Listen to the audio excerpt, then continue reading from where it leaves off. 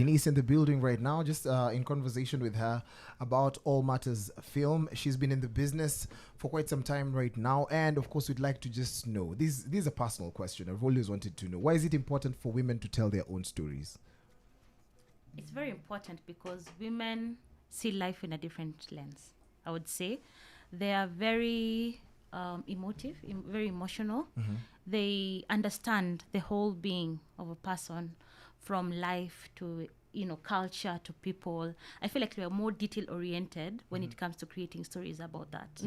Yeah. I love that you're cognizant of the fact that we are all emotional beings, but you need to be able to see someone as a whole, right? And women filmmakers have made such great strides in Kenya. But tell me, from the time you got in, because you've been in the industry for a decade plus, right? From the time you got in to now, what changes have you seen significantly for women in film specifically? From numbers, because I know there was a point where a female producer, female director is like, hey, excuse me, and we have moved significantly forward since those days. But let me know what changes you've seen. There have been drastic changes in the industry. I will start by women representation.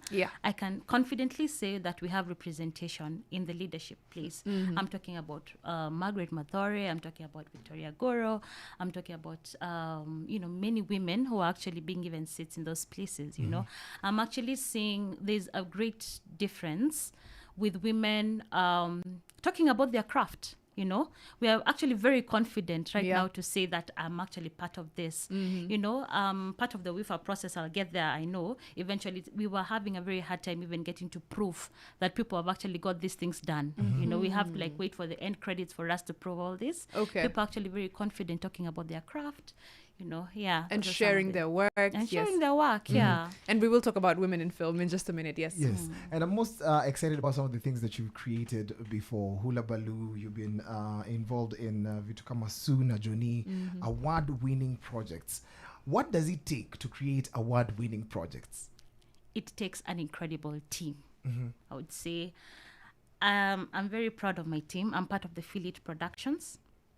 When we talk about the storytelling, when we talk about the crew, people coming together, for us, it's more of a collective being, Even from the moment the scripts come out, we actually sit as a crew to read through the scripts. We are the first audience. We criticize it, we break it down, we say, okay, so how will it be received? We become our own critics before we give it out there. I say that is the biggest success to our projects. And how do we respond to criticism? Because sometimes people watch it from face value. And I believe that most people that don't create often are the critics. Because you find, I Bambi, toa. It's like enter when you're in high school. You remember, you're in high school, mtu akieka ngoma, unasema toa. Akieka movie, unasema toa. And that's what critics often do. How do you respond to both negative and positive criticism? I mean, being cognizant of the fact that you can't please everyone is the one thing that keeps us going.